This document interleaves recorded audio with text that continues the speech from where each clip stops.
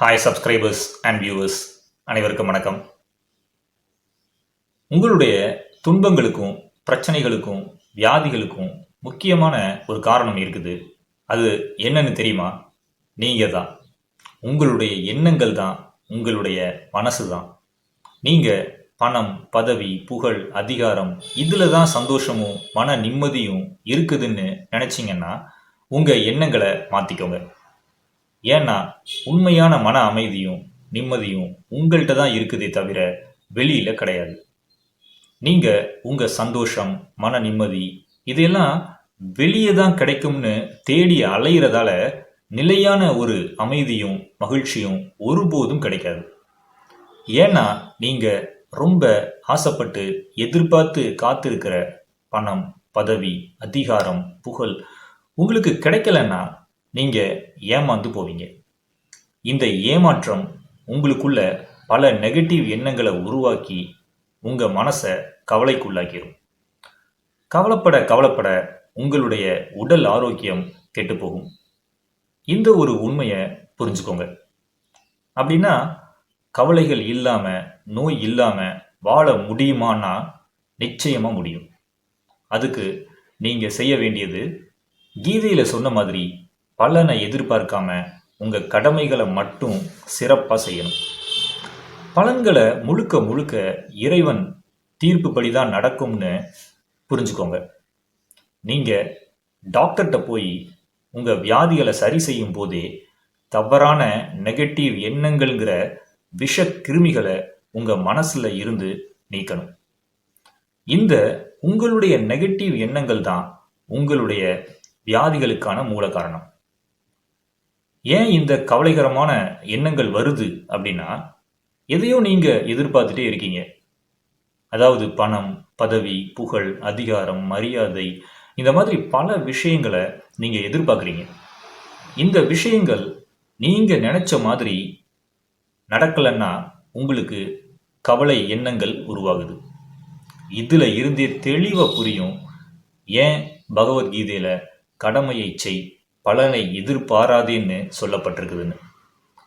இந்த ஒரு வாக்கியத்தை உங்க லைஃப்ல ஒவ்வொரு நாளும் கடைபிடிங்க.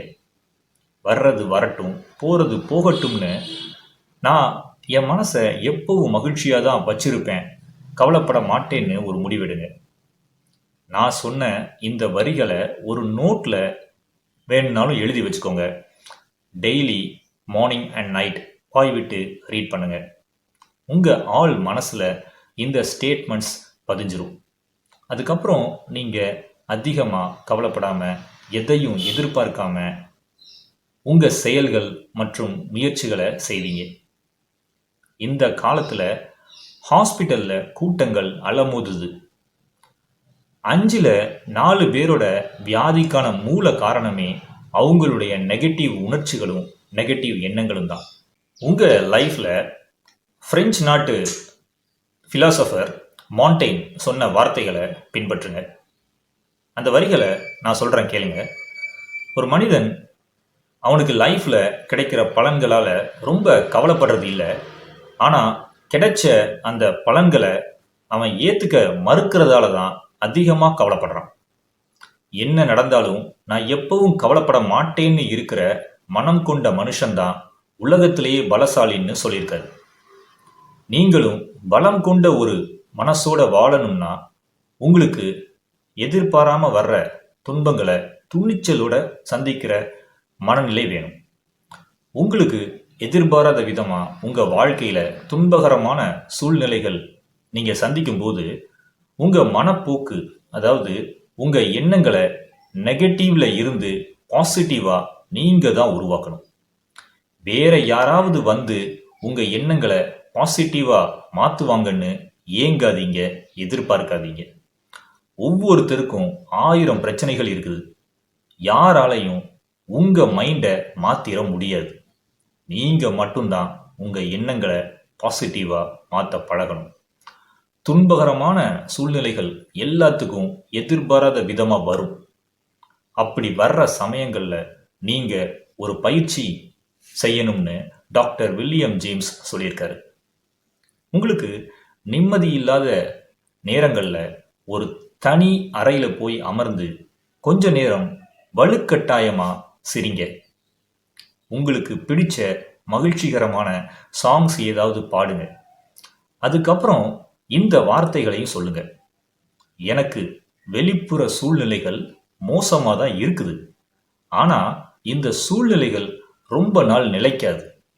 நான் இந்த நிமிஷத்துல இருந்து சந்தோஷமா மகிழ்ச்சியா தான் இருப்பேன்னு நீங்க உங்க ஆள் மனசுக்கு சுய கட்டளை இடணும். இந்த பயிற்சியை செஞ்சு பாருங்க. அதுக்கப்புறம் உங்க மனசு நிச்சயமா முன்ன இருந்ததை விட ரிலாக்ஸ்டாகவும் தைரியமாகவும் அமைதியாகவும் இருக்கும். நான் சொன்ன இந்த பயிற்சி நிச்சயமா உங்களுக்கு உதவிகரமா இருக்கும். ஆழ் மனமும் சுய கட்டளையும் ரொம்ப முக்கியமான கருவிகள். இந்த 2 கருவிகளை இயற்கை உங்களை நீங்களே காப்பாத்திக்கிறதுக்காகவும் கொடுத்திருக்குது. அதே மாதிரி உங்களை நீங்களே அழிக்கவும் கொடுத்திருக்குது. உங்க ஆள் மனசுக்கு சுய கட்டளைகள் மூலமா நீங்க என்ன சொன்னாலும், குறிப்பா உணர்ச்சி பூர்வமா சொன்னீங்கன்னா உடனே உங்க உணர்ச்சிக்கு ஏற்ப உங்களை மாற்றும். உதாரணத்துக்கு, நீங்க ஒருத்தர் மேல பயங்கர கோபமா இருந்தீங்க அப்படின்னா நீங்க உடனடியா அவர்கள்ட்ட சண்டை போடுறதை விட்டுட்டு ஒரு தனி அறையிலையோ தனிமையிலையோ போய் மறப்போம், மன்னிப்போம், விலகுவோம்னு சொன்னீங்கன்னா உங்க மனசு கோப உணர்வுல இருந்து மாறி அமைதிக்கு திரும்பிடும். இந்த மாதிரி எல்லா விதமான நெகட்டிவ் எண்ணங்கள் மற்றும் உணர்ச்சிகளை ஆழ்மனம் மற்றும் சுய கட்டளைகள் மூலமா பாசிட்டிவ் எண்ணங்களாகவும் பாசிட்டிவ் உணர்ச்சிகளாகவும் மாத்திக்க முடியும். நீங்க தான் உங்களுக்கு சிறந்த நண்பன். அதே மாதிரி நீங்க தான் உங்களுக்கு மிகப்பெரிய எதிரியாகவும் இருக்கீங்க. உங்க எண்ணங்கள் மற்றும் உணர்ச்சிகளை கட்டுப்படுத்தி உங்களுக்கு நண்பனா நீங்க தான் உங்களை மாத்திக்கணும். அதாவது துன்பகரமான சூழ்நிலைகள்ல இந்த சூழ்நிலைகள் நிலைக்காது, நான் நல்லா தான் இருக்கேன், நான் நம்பிக்கையை எப்பவும் கைவிட மாட்டேன், நான் அமைதியா வாழுவேன், சந்தோஷமா இருப்பேன், எனக்கு கிடைச்சது போதும், இன்னைக்கு கடவுள் எனக்கு மிகப்பெரிய சொத்தான உடல் ஆரோக்கியத்தை கொடுத்துருக்காரு, இதை வச்சு நான் மகிழ்ச்சியா இருப்பேன்னு சொல்லுங்க. இந்த வரிகளை உங்க நோட்ல எழுதி வச்சு உங்க ஆள் மனசுக்கு சுய கட்டளைகள் மூலமா பயிற்சி கொடுங்க.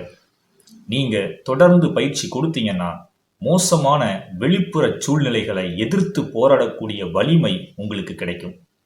மனிதா, நீயே உனக்கு நண்பனும் பகைவனும் ஆவாய். பாசிட்டிவ் எண்ணங்கள் மற்றும் பாசிட்டிவ் உணர்ச்சிகளை நீ உன்னில் ஓடவிட்டால் நீயே உனக்கு சிறந்த நண்பன்.